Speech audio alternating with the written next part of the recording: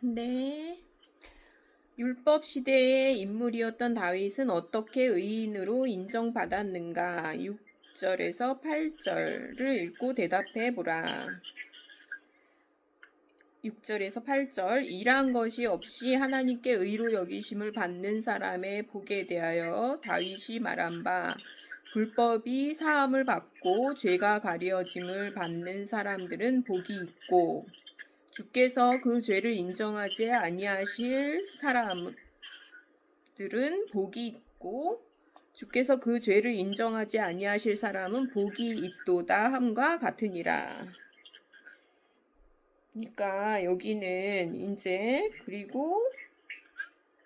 그러니까 이게 이제 사람의 본성이 선을 행해 가지고 이제 대가로 받는 게 그게 이제 사람의 본성인 것 같아요. 그러니까 은혜를 참 못 입어요. 보면은 선물이잖아요. 사실은 은혜라는 거는 그냥 주시는 거거든요. 하나님이 그냥 주시는 건데 이거를 사람들이 의외로 은혜를 받는 거를 이걸 어려워하는 것 같다는 생각이 들어요. 그러니까 자기가 뭔가를 해서 복을 받는 거를 이렇게 너무 그게 본성에 맞다 그럴까요? 그런데 이제 다윗은 일한 것이 없이 진짜 이 시편 32편에 보면 다윗은 그거를 이제 하나님의 은혜를 알거든요. 그 구약 시대지만 하나님의 은혜를 알고 이제 복을 이제 은혜를 알고 그냥 믿음으로 받는 의를 이렇게 누리거든요. 다윗은 보면 허물의 사함을 받고 자신의 죄가 가려진 자는 복이 있도다. 그러면서 이제 죄 때문에 고통하다가 이게 이제 사해지는구나. 이게 주님이 이 허물을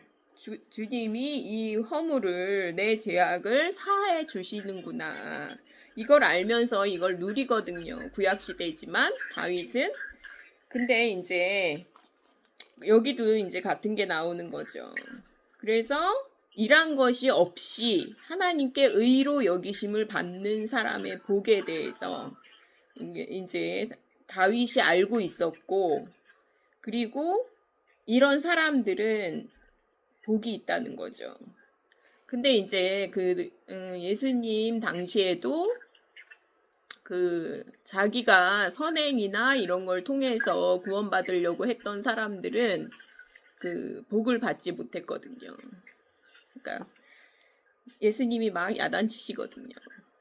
근데 이제 들여다보면 안 되는데 자기가 안 되는 거를 깨달아야 되거든요. 근데 이제 그거를 계속 이제 해보는 거죠.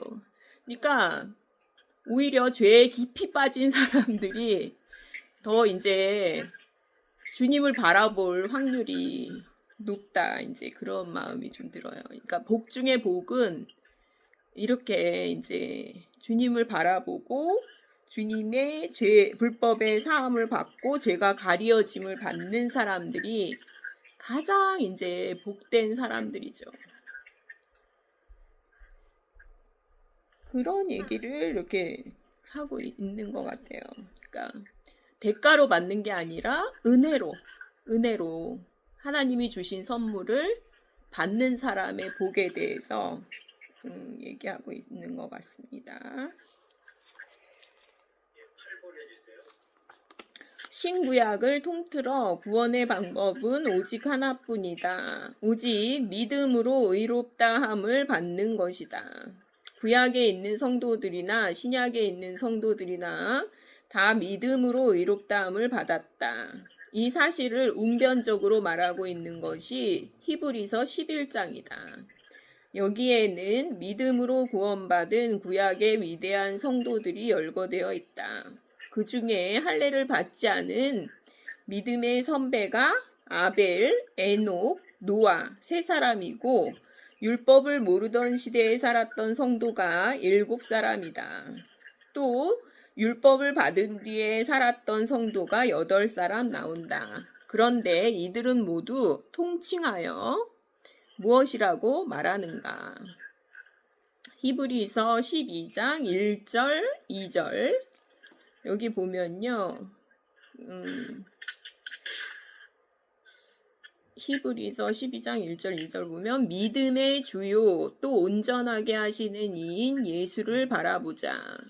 그는 그 앞에 있는 기쁨을 위하여 십자가를 참으사 부끄러움을 개의치 아니하시더니 하나님 보좌 우편에 앉으셨느니라. 그러니까 이 사람들도 다 이제 이 사람들은 이루어지지 않았지만 그거를 이제 예수님이 오실 것을 그 시절에 이제 바라본 거고요. 우리는 이루어진 그거를 이제 바라보는 거죠. 그러니까 구원을 받는 방법은 십자가, 그 예수님 외에는 다른 방법은 없죠. 여기 이제 제가 좋아하는 구절이거든요. 믿음의 주요. 요거를 이제 어떤 성경에 보면 믿음의 창시자요 이렇게 나오거든요. 그러니까 믿음을 시작하신 분은 예수님이신 거죠. 그래서 예수를 바라보면서 이 구약의 성도들은 미래에 오실 예수님을 바라본 거고, 우리 신약의 성도들은 이미 오신 예수님을 바라봐서 이렇게 구원을 얻고 죄사함을 받고 하나님의 자녀가 되는 이 믿음으로 말미암는 의, 요거를 이제 히브리서에서는 얘기하고 있는 것 같습니다.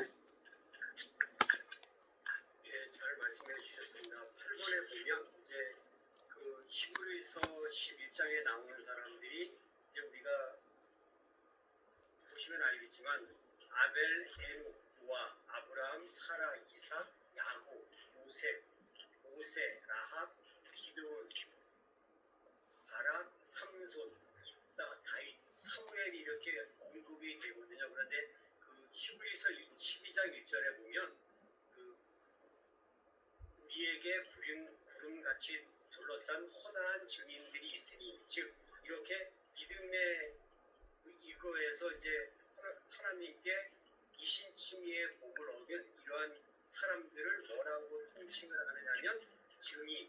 그래서 이제 그 예수님도 우리에게 또 제자들에게 땅끝까지 증인이 되라고 하는 거기서 증인의 의미가 바로 이렇게 히브리서 11장에 나오는 인물들처럼 그렇게 하나님을 믿고 그 은혜에 감사하는 삶을 살아라 하는 의미를 우리에게 알려준다라고 볼 수 있겠습니다.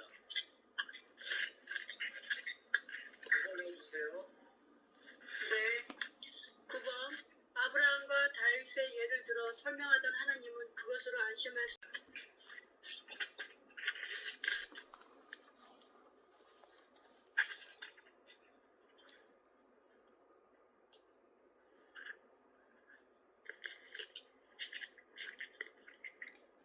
하실 말씀 없으세요?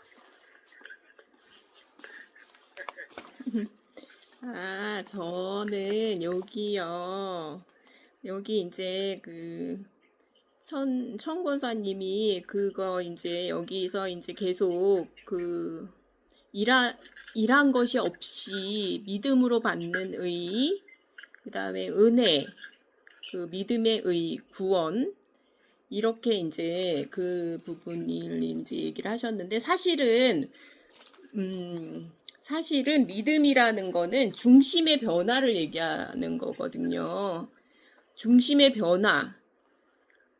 이게 이제 거듭남으로 얘기를 하잖아요. 거듭남으로 말씀을 하시는데, 이게 거듭남이 있고 난 다음에는 행함이에요.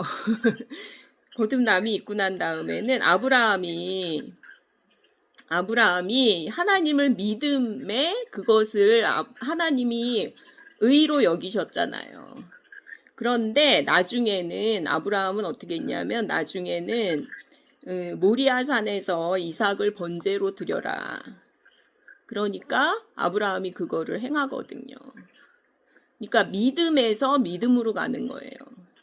그러니까 처음 믿음은 이 중심의 변화를 얘기하는 거고, 그런 이제 행함은, 나중에 행함은 열매라고 할 수가 있죠. 그러니까 씨앗이 심기면은, 하나님의 씨앗이 우리 마음에 심기면은 그게 이제 반드시 자라서 열매가 나타나는데, 그게 이제 뭐냐면은 행함이죠.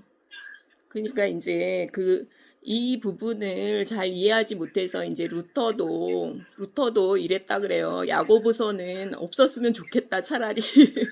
야고보서가 없었으면 좋겠다. 지푸라기 서신이다. 막 이렇게 얘기를 했대는데, 그러니까 의인은 오직 믿음 막 이러면서 이제 루터가 그랬다 그러는데, 그게 아니라 이거는, 이 행함은요, 구원을 받기 위한 행함이 아니라 이제 거듭난 자가 점점 그 씨앗이, 하나님의 씨앗이 우리 자라서, 마음속에서 자라서 나중에 이제 열매로 나타나는 그런 행함이거든요. 그러니까 그런 부분에 좀 우리가 좀 정리를 딱 해놓으면 좋을 것 같아요.